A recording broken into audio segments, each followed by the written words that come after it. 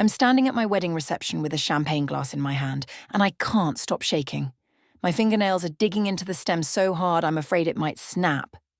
Around me, 200 guests are laughing and talking, completely unaware that 60 seconds ago I watched my twin sister slip something into my drink. Violet doesn't know I saw her. She thinks I was distracted by Aunt Helen's endless compliments about my dress, but I caught it in the corner of my eye, a quick movement, her hand hovering over my glass on the head table, something small and clear falling from her fingers into the golden liquid, a tiny vial disappearing back into the folds of her lavender maid of honor dress. My heart stopped. Then it started racing so fast I thought I might faint right there. I had maybe 5 seconds to make a decision.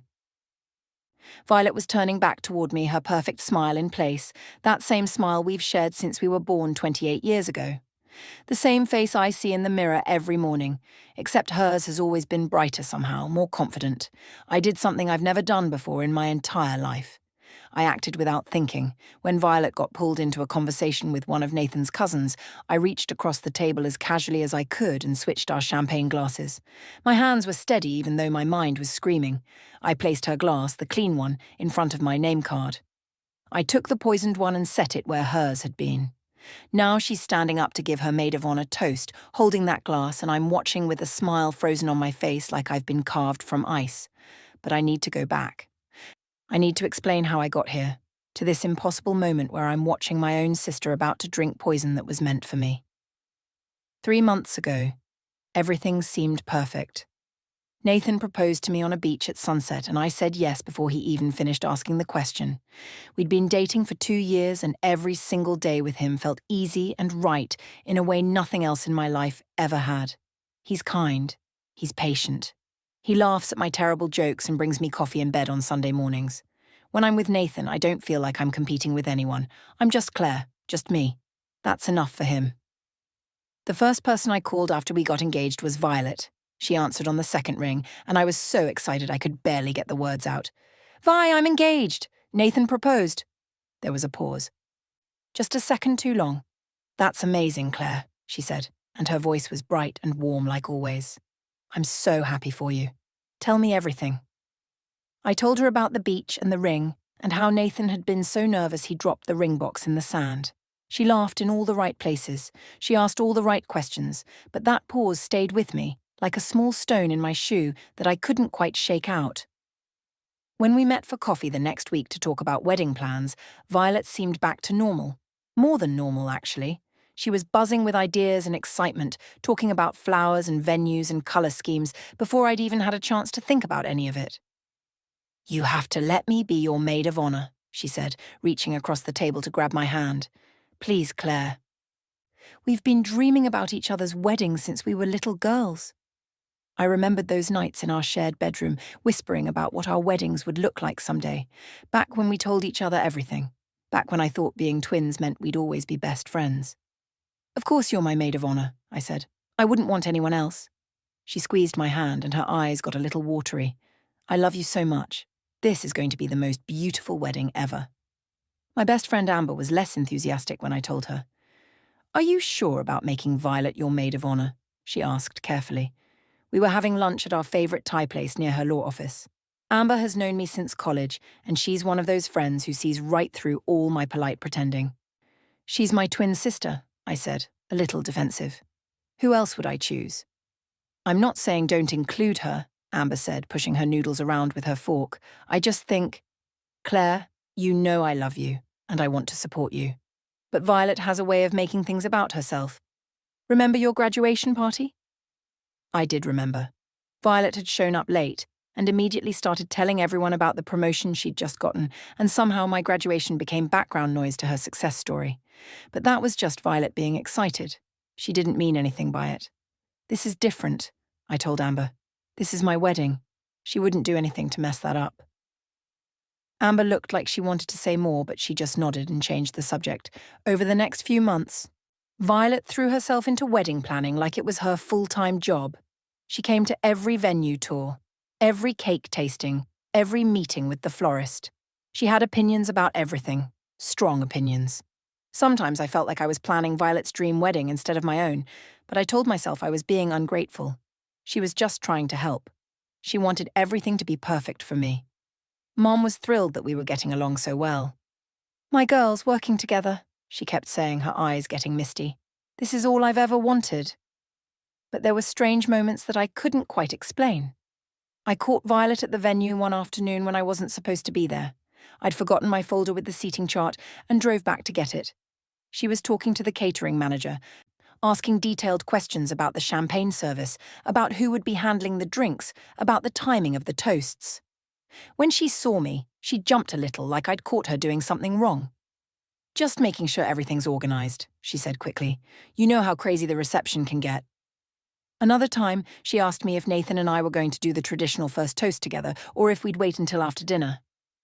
It seemed like an odd thing to focus on, but I figured she was just being thorough. The morning of the wedding, Violet was at my apartment before sunrise. She made me breakfast and helped me into my dress and did my makeup. She was perfect, laughing and crying and telling me how beautiful I looked. We took pictures together in our matching silk robes, her in lavender and me in white. Our faces identical except for the different shades of lipstick. I can't believe my baby sister is getting married, she said, even though she was only born 12 minutes before me. She hugged me tight. Today is going to be perfect. I promise. At the reception, she was everywhere at once, greeting guests, fixing the flower arrangements, making sure the photographer got all the right shots. She kept bringing me champagne from the bar, insisting I needed to stay hydrated and happy. Each time I took a sip to be polite, but I was too nervous and excited to drink much. Then came the moment before dinner when I was supposed to take my seat at the head table for the toasts. Violet had already placed a full glass of champagne at my spot. I was talking to Aunt Helen about my dress when I glanced over and saw Violet standing at the table. She looked around quickly, checking if anyone was watching.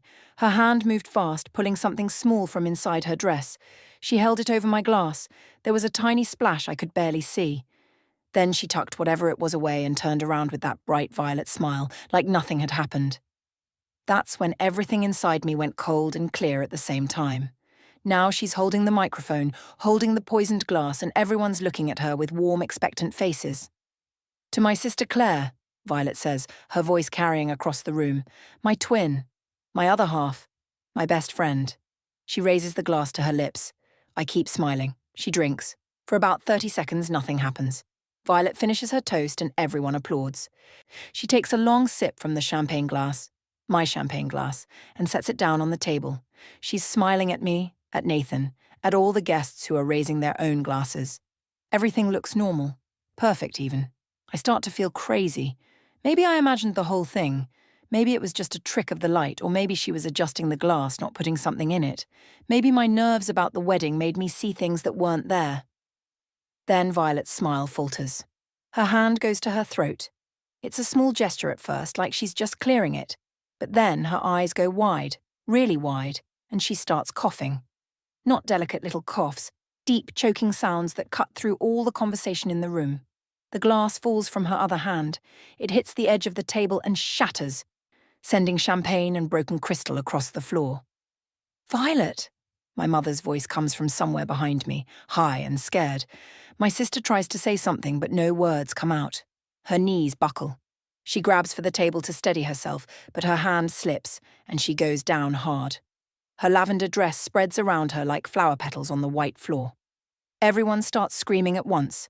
Nathan pulls me back as people rush forward. Someone yells to call an ambulance. My father drops to his knees beside Violet, his hands shaking as he tries to turn her on her side. My mother is sobbing, screaming Violet's name over and over. I should move, I should do something, but I'm frozen, watching it all happen like I'm behind a thick pane of glass. Nathan's arm is around my shoulders and I can feel him shaking too. Or maybe that's me shaking. I can't tell anymore. Violet's eyes find mine across the chaos of people trying to help her. For just 1 second, our gazes lock and I see it. Recognition. Understanding. She knows. She knows exactly what I did. Then her eyes roll back and she stops moving. The ambulance arrives in 7 minutes, but it feels like hours. The paramedics push through the crowd with their equipment and their calm, practiced voices. They're asking questions nobody can answer. What did she eat? What did she drink? Does she have any medical conditions? Is she on any medications? My mother tries to explain between sobs, but she's not making sense. The paramedics load Violet onto a stretcher, strap an oxygen mask over her face, and wheel her out through the reception hall. Half our wedding guests follow them outside, pulling out phones, talking in urgent whispers. Nathan and I ride to the hospital with my parents in their car because I can't drive and Nathan's hands are shaking too badly. Nobody talks. My mother cries silently in the front seat while my father drives 10 miles over the speed limit, his jaw clenched so tight I can see the muscles jumping. I still haven't said a word. My brain is moving too fast and too slow at the same time. I switched the glasses. I gave her the poison. She drank it. This is my fault, except it isn't, because she was trying to poison me first. But nobody knows that. Nobody saw what I saw. At the hospital, they make us wait in a room with uncomfortable chairs and old magazines. Doctors come and go, their faces serious. They're running tests. They're stabilizing her. She's unconscious but alive. That's all they can tell us right now. After an hour, a police detective shows up. His name is Detective Morrison, and he's tall with grey hair and tired eyes that have probably seen everything. He introduces himself and asks if he can speak with the family. Nathan starts to stand up to give us privacy, but the detective motions for him to stay. I need to ask you all some questions about what happened tonight, Morrison says, pulling out a small notebook. Is Violet going to be okay? My mother asks immediately. Nobody will tell us anything. The doctors are doing everything they can, he says, which isn't really an answer. But I need you to help me understand the situation. Did your daughter consume anything unusual tonight? Anything she might be allergic to? No, nothing, my father says. Just champagne. Everyone was drinking the same champagne.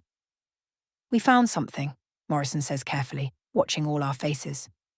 One of the staff members at the venue discovered a small vial in the folds of Miss Hartford's dress. It was empty, but there were residue traces of what appears to be a strong sedative mixed with another substance we're still identifying. The room goes completely silent. What are you saying? My mother whispers. I'm saying it's possible your daughter ingested something that wasn't in the champagne itself, something she may have been carrying. He pauses. Or something someone gave her. My mother makes a sound like she's been punched. Are you suggesting someone tried to poison Violet at a wedding reception with 200 people around? I'm not suggesting anything yet, Mom. I'm just trying to establish facts. His eyes move to me. Claire, you're the bride. You were sitting right next to your sister when this happened. Did you notice anything unusual? Anyone acting strangely around her? This is it. This is the moment where I could tell him everything. I could explain what I saw, how Violet put something in my drink, how I switched the glasses. I could make him understand that I was protecting myself. But the words stick in my throat, because if I tell him, then what? I deliberately gave my sister poison. Even if she meant it for me, I still made the choice. I still watched her drink it. I still smiled while it happened. No, I hear myself say, I didn't see anything. Nathan squeezes my hand and I realize he believes me. He thinks I'm in shock, that I can't remember clearly. He has no idea what I did. Morrison asks more questions about the timeline of the evening, about who had access to the drinks, about Violet's mental state lately. My parents answer as best they can, but they're confused and terrified. When he finally leaves, promising to be in touch, my mother collapses against my father. This doesn't make sense, she keeps saying. None of this makes sense. We wait for another 2 hours. Nathan brings terrible coffee from a vending machine. Amber shows up, still in her bridesmaid dress, and sits beside me without saying anything. She just holds my hand. Finally, a doctor comes out and tells us Violet is awake. She's stable. The sedative in her system was strong enough to cause the collapse, but they caught it in time. She's going to recover fully. My mother bursts into fresh tears, these ones from relief. My father has to sit down because his legs won't hold him anymore. Can we see her? My mother asks. Soon, the doctor says. But there's something you should know. Your daughter is insisting that someone else poisoned her. She claims she didn't have that vial, that someone must have planted it on her. She's quite adamant about it. The lies are starting already. I should have known Violet wouldn't admit to anything. She wants to speak with her sister, the doctor adds, looking at me. Alone. She's been asking for Claire specifically. Nathan starts to protest, saying I've been through enough, but I stand up before he can finish. It's okay, I say. She's my sister. I should see her. What I don't say is that I need to hear what story Violet is going to tell. I need to know what game she's playing now. They lead me down a sterile hallway to a room at the end. There's a police officer standing outside the door, which sends a chill down my spine. Through the small window, I can see Violet propped up in the hospital bed. She looks pale and weak, with an IV in her arm and monitors beeping beside her. But when she sees me approaching, her expression changes. The weakness disappears from her eyes, replaced by something sharp and cold and angry.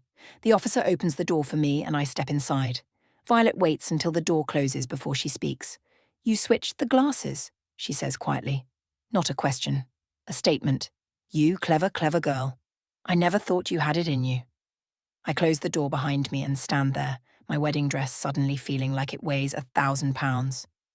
Violet is handcuffed to the bed rail. The police aren't taking any chances with someone who might have tried to poison themselves or gotten poisoned by someone else. The metal glints under the fluorescent lights. "Sit down, Claire," Violet says, gesturing to the chair beside her bed with her free hand. "We need to talk." I don't sit. "You tried to poison me. At my own wedding. And you switched our glasses." She laughs, but it sounds bitter and painful. "When did you see me? I was so careful." "Careful enough," I say. "Not careful enough." She studies my face for a long moment, and I can see her brain working behind those eyes that look exactly like mine. "You haven't told anyone, have you? The police, Nathan, Mom and Dad, they don't know what really happened." "Why would I tell them?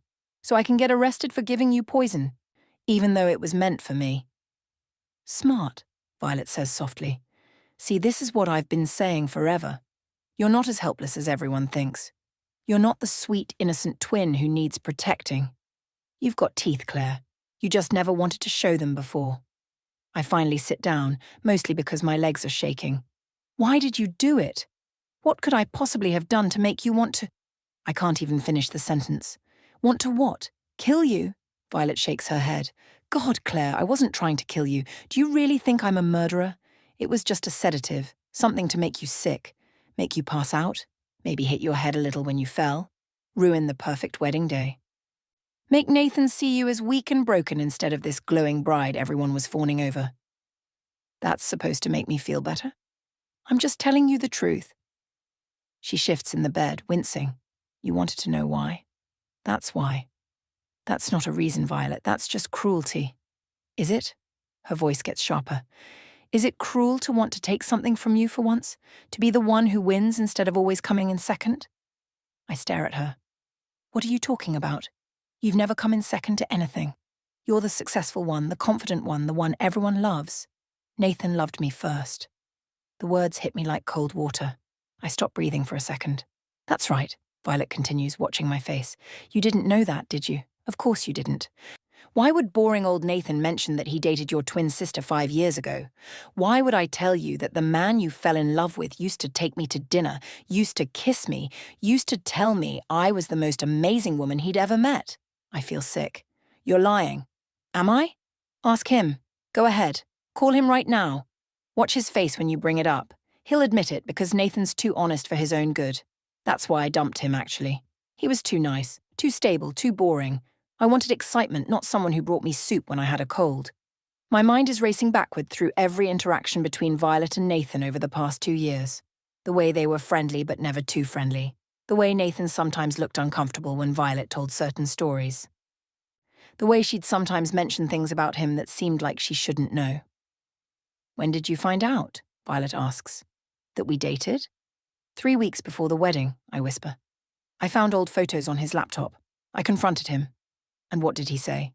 That it was ancient history, that it didn't matter, that he loved me, not you." Violet's laugh is sharp and cruel. Of course he said that. What else was he going to say 3 weeks before the wedding? "Sorry, honey, I'm actually still thinking about your hotter twin." "Stop it. You never told me you knew, though. That was smart, too. You kept it secret, kept watching us, kept wondering. That must have eaten at you, Claire. Every time Nathan and I were in the same room, you must have been imagining us together." She's right, and I hate that she's right. Those 3 weeks were torture. Every smile between them felt loaded. Every casual touch felt like a secret. But Nathan swore he loved me, and I believed him. I had to believe him. "This still doesn't explain why you'd poison me," I say. "Even if you and Nathan dated, even if you're jealous. You think this is just about Nathan?" Violet interrupts, and suddenly her voice is different, harder. "You really don't see it, do you? You never have. See what? Everything, Claire. I've been sabotaging your life for years. The room feels like it's tilting. What are you talking about?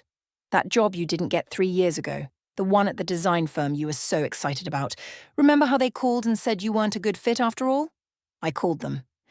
I pretended to be your previous supervisor and told them you had problems with deadlines and working with others. I can't breathe. I wanted that job so badly. I cried for days when I didn't get it. And remember Andrew? Your boyfriend in college, the one you thought you'd marry? The one who suddenly dumped you right before graduation with no explanation? Violet's smile is cold. I told him you'd been cheating on him with his roommate. I showed him fake text messages I created. He believed me because why wouldn't he? I'm your twin sister. Why would I lie? No, I whisper, but I can feel the truth of it settling into my bones. And that apartment fire 2 years ago that destroyed all your stuff. I knew about the bad wiring. The landlord told me when I helped you move in, said he'd fix it soon. I never mentioned it to you. I just waited. Each revelation is like a punch. I think back over my life, over every disappointment and heartbreak, and I'm seeing them all differently now. All the times Violet was there to comfort me, to help me pick up the pieces. She was the one breaking me in the first place. Why? My voice cracks. Why would you do all that? What did I ever do to you? You were born, Violet says simply. You were born. And Mom looked at both of us and I could see it in her eyes. She loved you more. She tried to hide it, tried to treat us the same, but I knew. I always knew. That's insane. Mom loves both of us. Mom loves you more, Violet says firmly. She always has. You were the easy baby, the quiet one, the one who didn't cause problems. I was colicky and difficult and loud. You got the smiles, the soft touches, the patience. I got the tired sighs and the, why can't you be more like your sister? I never heard her say that. Of course you didn't, because you were the favourite. Favourites never see how the rest of us are treated. I'm shaking my head, trying to process this. Even if that's true, even if Mom somehow preferred me, which I don't believe, that doesn't justify any of this. Years of sabotage, years of lies, trying to drug me at my own wedding. I know, Violet says quietly, and for the first time she sounds tired. I know it doesn't justify it. I'm not trying to justify it, Claire. You asked why, and I'm telling you. I've spent our entire lives competing with you. Every achievement you had felt like something being taken from me. Every time you were happy, I felt like I should have been happier. It's been eating me alive since we were kids. And I couldn't stop it. I didn't want to stop it. You need help, I say. You need actual psychiatric help, Violet. Probably, she agrees. But right now, I need something else from you. I'm not doing anything for you. Not even to save yourself? Her eyes sharpen again. Because here's what I told the police, Claire. I told them I saw you put something in my drink. I told them you've always been jealous of me, always living in my shadow, always wanting what I have. I told them you probably snapped when you found out about Nathan and me. My blood turns to ice. You're lying. Am I? She tilts her head. Think about it. Who's going to look more believable? The victim in the hospital bed or the bride whose wedding I supposedly ruined? You have motive now. You knew about Nathan and me. And you were the one standing right there when I collapsed. There's a vial. They found it in your dress, which you could have planted there when you switched the glasses. Easy enough to slip something into my dress while everyone was panicking. She smiles. It's your word against mine, sister, and I've always been better at making people believe me. I stand up so fast the chair scrapes backward. I'm leaving. Go ahead, Violet says. But before you do, ask yourself this. When the police start investigating both of us, who do you think they'll believe? I walk to the door, my hand on the handle. I'll make you a deal, Violet calls after me. Drop everything. Tell them it was all a terrible accident, that you don't want to press charges, that we're both just traumatized. And I'll do the same. We both walk away from this. Why would I do that? Because otherwise, Claire, one of us is going to prison. And I promise you, I'll fight a lot dirtier than you will. I leave without answering, but her words follow me down the hallway like ghosts. Nathan is waiting for me outside Violet's room. His face is tight with worry, and the moment he sees me, he pulls me into his arms. I let myself sink into him for just a moment, breathing in the familiar scent of his cologne mixed with champagne from the reception that feels like it happened years ago instead of hours. What did she say? He asks quietly. She's scared, I lie. She doesn't understand what happened. I can't tell him the truth. Not yet. Maybe not ever. Amber appears at the end of the hallway. Still in her blue bridesmaid dress but with her lawyer face on, sharp and focused. She walks up to us with purpose, and I can tell she's already in problem-solving mode. "We need to talk," she says, privately. Nathan looks confused, but Amber gently steers me toward an empty waiting room down the hall. Once we're inside with the door closed, she turns to me with her arms crossed. "Claire, the police are treating this as a suspicious incident. They're going to investigate both you and Violet. Do you understand what that means?" My stomach drops. Both of us. They found poison. Someone had it. Someone used it. Right now, they can't prove who was the intended victim and who was the perpetrator. She pauses, studying my face. "Is there anything you need to tell me? Because if there is, I need to know now. I'm your friend. But I'm also a lawyer, and I can help you better if I know everything." I want to tell her. I want to tell her so badly. But if I do, she'll have to act on it, and I don't know where that leads. Instead, I just shake my head. "I don't know what happened," I say. "I was just standing there, and then Violet collapsed." Amber watches me for a long moment, and I can tell she doesn't entirely believe me, but she nods. "Okay, then here's what we're going to do. We're going to go through everything that happened tonight, every detail you remember. We need to establish a timeline and figure out who had access to the drinks. If the police are investigating you, we need to be prepared." We spend the next hour going over every moment of the reception. Amber takes notes on her phone, asking questions I can barely focus on answering. "When did the champagne arrive? Who was near the head table? Did I see anyone acting strangely?" I tell her everything except the one thing that matters, that I saw Violet poison my drink and I switched our glasses. When we're done, Amber looks at her notes and frowns. This doesn't make sense. If someone wanted to hurt Violet, there were easier ways. The whole thing feels... What? Personal, she says. Like whoever did this wanted to do it at your wedding specifically, wanted to make a statement. She's closer to the truth than she knows. We leave the hospital around 3 in the morning. My parents stay with Violet, who's sleeping under police watch. Nathan drives me back to our apartment, the apartment we were supposed to come home to as a married couple celebrating the best day of our lives. Instead, I'm still in my wedding dress, numb and exhausted with my sister's threats echoing in my head. "I can't believe this happened," Nathan says as we pull into the parking garage. "Our wedding. God, Claire, I'm so sorry. It's not your fault. I know, but still. This should have been perfect for you. For us." We ride the elevator up in silence. Inside the apartment, Nathan helps me out of my dress, unzipping it carefully like I might break. I change into sweats and wash my face, scrubbing off the makeup that took Violet an hour to apply this morning. That feels like a lifetime ago. When I come out of the bathroom, Nathan is sitting on the edge of our bed, his head in his hands. "Nathan," I say quietly, "did you date Violet?" His head snaps up. For a second, I see panic flash across his face, and that tells me everything I need to know. But I need to hear him say it. "It was 5 years ago," he says finally, "before I ever met you. I didn't think it mattered." "How long?" 3 months, maybe 4. "It wasn't serious, Claire. She broke up with me, said I was too boring for her. It hurt at the time, but then I got over it and..." He stops. "How did you find out?" "I found photos. 3 weeks ago." 3 weeks? He stands up. "You've known for 3 weeks and didn't say anything." "You've known for 2 years and didn't say anything." He flinches like I slapped him. "That's different. I didn't tell you because it didn't matter. What Violet and I had wasn't real. What we have is real. How am I supposed to believe that when you lied to me for 2 years?" "I didn't lie, I just..." He runs his hands through his hair. Frustrated. "I didn't think it was important. She's your sister.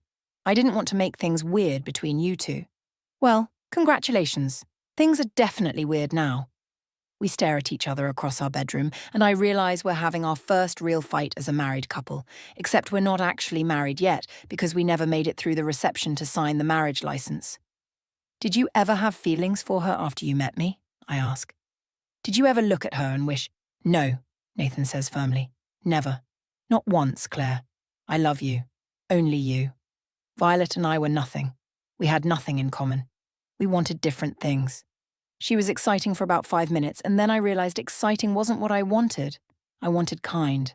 I wanted real. I wanted you. I want to believe him. I do believe him mostly. But there's a small part of me that will always wonder now." "I need to sleep," I say, because I can't have this conversation anymore. "I need to not think for a few hours." Nathan nods, looking miserable.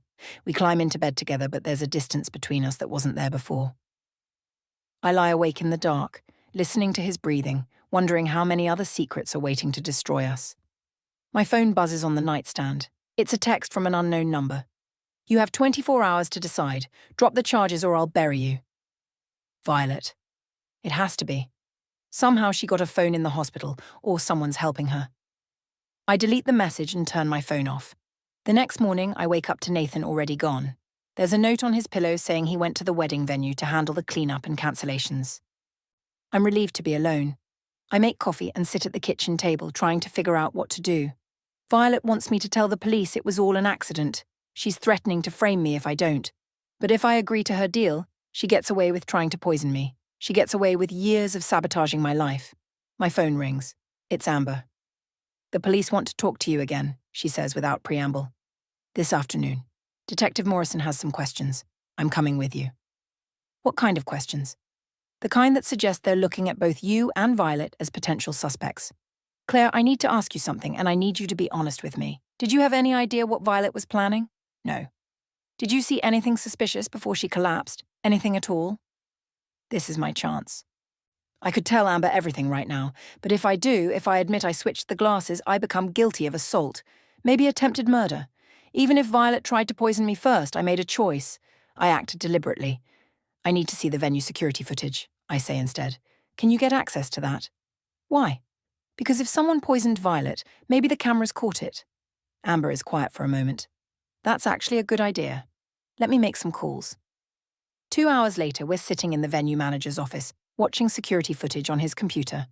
Nathan insisted on coming, and he's standing behind my chair with his hand on my shoulder. The manager fast-forwards through hours of setup, staff arranging tables, the florist bringing in centerpieces, the caterers setting up the bar. Then he slows down when the champagne service begins. There, I say, pointing at the screen. Can you zoom in on the head table? He does. And there, clear as day, is Violet. 2 hours before guests arrived, she's alone in the reception room standing at the champagne table. Her body blocks the view of exactly what she's doing, but she's clearly focused on something in front of her. She's there for about 30 seconds, then she looks around quickly and walks away. What was she doing? The manager asks. I don't know, Nathan says slowly, but that's definitely suspicious. Amber is already recording the footage on her phone. This is enough to clear you, Claire. This shows Violet had access to the drinks before anyone else, combined with the vial they found in her dress. It proves she was planning something, I finish. Nathan squeezes my shoulder. We need to give this to the police. But I'm watching the timestamp on the video, 2 hours before the reception. Violet was there, alone, doing something with the champagne glasses. Planning, preparing to poison me on the happiest day of my life. There's something else, the manager says, clicking to a different camera angle. This is from about 20 minutes before the incident. This footage shows the head table from a different angle. I can see myself talking to Aunt Helen, and I can see Violet, see her hand moving over my champagne glass, see something small falling from her fingers into the liquid, see her quickly hiding something in her dress. The manager sees it too. Did she just put something in your drink? Nobody answers. Nathan's hand has gone rigid on my shoulder. Claire, Amber says carefully, is that your glass or hers? Mine, I whisper. So Violet poisoned your champagne, Nathan says, his voice tight. And then she... What? Drank yours by mistake. I can feel them all looking at me. This is the moment where I should tell the truth. Where I should explain that I switched the glasses, that I saw what she did and I protected myself. But I don't, because the cameras don't show me switching them. The angle is wrong, or the timing is off. Or maybe I was just lucky. The footage shows Violet poisoning my drink, and it shows Violet collapsing. It doesn't show me doing anything. She must have gotten confused, I hear myself say. With all the glasses on the table, she must have drunk from the wrong one. It's a weak explanation, but it's all I've got. Amber copies all the footage. We need to take this to Detective Morrison immediately. This changes everything. As we leave the venue, my phone buzzes with another message from Violet's unknown number. I know what you did. The cameras don't see everything. My sister knows me better than anyone. She knows I'm lying, and she's not going to let this go. Detective Morrison looks at the security footage 3 times before he speaks. We're in an interview room at the police station. Me, Amber, Nathan, and the detective. The video plays on a laptop between us, showing Violet's hand hovering over my champagne glass, something small falling into it. This is clear evidence of premeditation. Morrison says finally. Combined with the vial we found in her dress and the toxicology reports, we have enough to charge your sister with attempted assault at minimum. What about Claire? Nathan asks. She's not a suspect anymore, right? Morrison looks at me and I force myself to meet his eyes. The evidence suggests Miss Violet Hartford intended to poison her sister. However, we're still unclear on how she ended up consuming the poison herself. Does it matter? Amber cuts in smoothly. The important thing is that my client is innocent. Violet clearly planned this, and whatever happened after that is on her. Maybe she felt guilty, Nathan suggests. Maybe she couldn't go through with it and drank it herself. I stay quiet, letting them build a story I know isn't true, but it's a story that protects me, and right now that's what matters. Morrison closes the laptop. I'll need to speak with Violet again. In the meantime, Miss Hartford, you're free to go, but stay available. We may have more questions. As we leave the police station, my phone rings. It's my mother. Claire, honey, where are you? Violet wants to see you. She says it's urgent. I just left the police station, Mom. I don't think... Please, my mother says, and she sounds broken. She's asking for you. She says she needs to tell you something important. Maybe she wants to apologize. Violet doesn't want to apologize. She wants to threaten me again. But I can't explain that to my mother without explaining everything else. I'll come, I say. Nathan and Amber both try to argue with me, but I tell them I need to do this alone. The truth is, Violet and I need to finish this, one way or another. When I walk into her hospital room, my parents are gone. Violet is sitting up in bed, looking stronger than she did yesterday. The handcuffs are still on her wrist, but she doesn't look like a victim anymore. She looks angry. You gave them the security footage, she says the moment the door closes. The police would have found it anyway. But you led them right to it. Very clever, Claire. Now everyone thinks I tried to poison myself out of guilt. She laughs bitterly. Except you and I both know what really happened. Yes, we do. You tried to poison me, and I stopped you. By poisoning me instead. By giving you back what was meant for me, I correct her. There's a difference. Not to the police, there isn't. She leans forward. All I have to do is tell them you switched the glasses. I may not have video proof, but I have my testimony. I can tell them exactly what happened, how I saw you move the glasses while I was distracted, how you deliberately gave me poison. And I'll tell them why. I'll tell them about the vial, about what I saw you do. I'll tell them about Andrew, about the job, about the apartment fire, about every single thing you've done to sabotage my life. You have no proof of any of that? I don't need proof to plant doubt. Once the police start digging into your history, into our history, they'll see the pattern. They'll see you're not the victim you're pretending to be. We stare at each other, twins facing off like mirror images that hate each other. So what now? Violet asks finally. We both go to prison? We both destroy each other? Or you could tell the truth. Admit what you did. Get help. Why would I do that? Because you're sick, Violet. You need help. Real psychiatric help. And maybe... I pause, surprised by what I'm about to say. Maybe if you get help, if you really work on yourself, someday we could have a relationship again. Not like before, but something. Violet's eyes get watery, and for a moment I see something real in her face. Something vulnerable and scared and sad. I loved you, she whispers. I hated you, but I loved you too. I didn't know how to do both things at the same time. It made me crazy. I know, I say, and I realize I do know. I understand her in a way I never wanted to. But you can't keep hurting people because you're hurt. You can't keep breaking things because you feel broken. She wipes her eyes with her free hand. What if I tell the truth? What happens to me? I don't know. Prison, maybe. Psychiatric treatment, definitely. But at least it ends here. At least we both stop lying. And you? What happens to you if I tell them you switched the glasses? I'll deal with it. I'll tell them why I did it. Maybe they'll understand, maybe they won't, but I'm tired of carrying this secret around. Violet is quiet for a long time. Then she reaches over and presses the call button for the nurse. I want to speak to Detective Morrison, she tells the nurse when she arrives. I need to make a statement. Over the next week, everything falls apart and comes together at the same time. Violet tells the police everything. About the poison, about her plan to make me sick at the reception, about years of sabotaging my life. She admits that I switched the glasses after seeing what she did. She admits she needs psychiatric help. The prosecutor decides not to charge me. They rule it self-defense, a split-second decision to protect myself from immediate harm. Violet is charged with attempted assault and reckless endangerment. Her lawyer negotiates a deal, Psychiatric treatment at a secure facility instead of prison, with probation afterward. My parents are devastated. My mother cries for days, blaming herself for not seeing the signs, for not getting Violet help sooner. My father is quiet and sad, aged 10 years in a week. But they stand by both of us, trying to support Violet while also understanding what she did to me.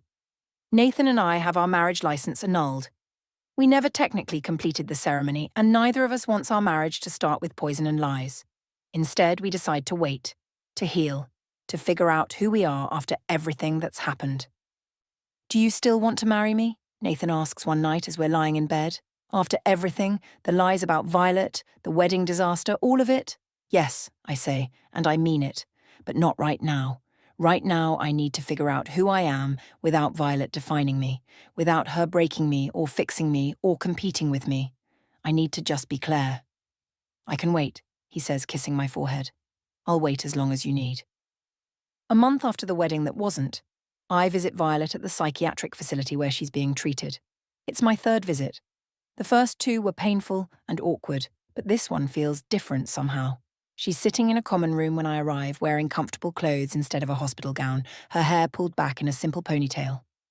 She looks more like herself than she has in years, not the bright, charming Violet who was always performing, but something quieter and more real. "Hi," she says, and her voice is tentative. "Hi." We sit together in uncomfortable chairs, and for a while neither of us speaks. "My therapist says I have narcissistic personality disorder," Violet says finally, "mixed with some other things. She says it's treatable, but it'll take years of work." "Are you going to do the work?" "I think so. I want to. I'm tired of being the person I was. I'm tired of hating you and hating myself and not knowing which feeling is which. I'm tired too, I admit. I'm tired of being afraid of you. Tired of wondering what you're going to do next." "I wrote you a letter," Violet says, pulling an envelope from her pocket. "My therapist helped me with it. It's everything I need to say, a real apology, not just words. You don't have to read it now, or ever, if you don't want to. But I needed to give it to you." I take the envelope. It feels heavy in my hands. "I don't know if we'll ever be close again," I say honestly. "I don't know if I can trust you, but I'm willing to try if you are. Slowly, with boundaries."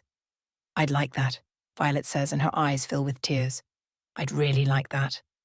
2 months later, Nathan and I have a small ceremony at the courthouse. Just us, Amber, and a judge. No champagne, no reception, no drama. Just two people promising to love each other, for better or worse. My parents are there too, looking older but trying to smile. Violet watches via video call from the facility, and when Nathan kisses me, I see her wipe her eyes. Afterward, we have coffee and cake at our favourite bakery. It's simple and quiet and perfect. "Are you happy?" Nathan asks me, the same question he asked before. I think about everything: the poison, the lies, the broken trust, the slow process of healing. I think about Violet in treatment, working on herself. I think about the sister I lost, and the sister I might someday have. "I'm getting there," I say. And this time, I'm not just saying it to be polite. This time, it's true.